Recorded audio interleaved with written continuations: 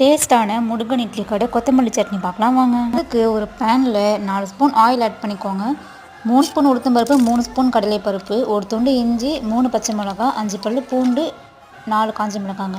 இதுக்கு நம்ம முக்கியமாக போட வேண்டியது தனியா தாங்க. அந்த கடையோட ஃபேமஸே இதுதாங்க. தனியா போட்டு நல்லா வறுத்து விட்டுருங்க. இது கூட ஒரே ஒரு தக்காளி ஆட் பண்ணிக்கோங்க. தக்காளி போட்டதுக்கப்புறம் தேவையான அளவு கல் உப்பு ஆட் பண்ணிக்கோங்க. இந்த ஸ்டேஜில் கொத்தமல்லி இருக்குல்ல, அது நல்லா ஒரு 2 கைப்பிடி அளவு ஆட் பண்ணிக்கோங்க.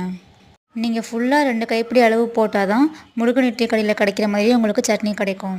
நல்லா வாஷ் பண்ணிவிட்டு ஆட் பண்ணிக்கோங்க. இது போட்டு ஒரு 3 to 4 மினிட்ஸ் வரைக்கும் நல்லா வதக்கி விட்டுருங்க. வதக்கி அது ஆறட்டும். இப்போது பக்கத்தில் ஒரு பேனில் 2 ஸ்பூன் ஆயில் ஆட் பண்ணி 1 ஸ்பூன் கடுகு, 1 ஸ்பூன் உளுத்தம்பருப்பு, ஒரே ஒரு காய்ந்த மிளகாய், வாசனைக்கு கொஞ்சமாக பெருங்காயமுங்க, வேப்பிலையை போட்டு தாளித்து சட்னி அடைச்சிட்டு அதை கூட ஆட் பண்ணிவிடுங்க. மறக்காமல் நம்ம சேனலை சப்ஸ்கிரைப் பண்ணிவிட்டு சட்னி சாப்பிட்டு பாருங்கள். டாட்டா பாய். நாளைக்கு ஒரு வீடியோவில் பார்க்கலாம். See you.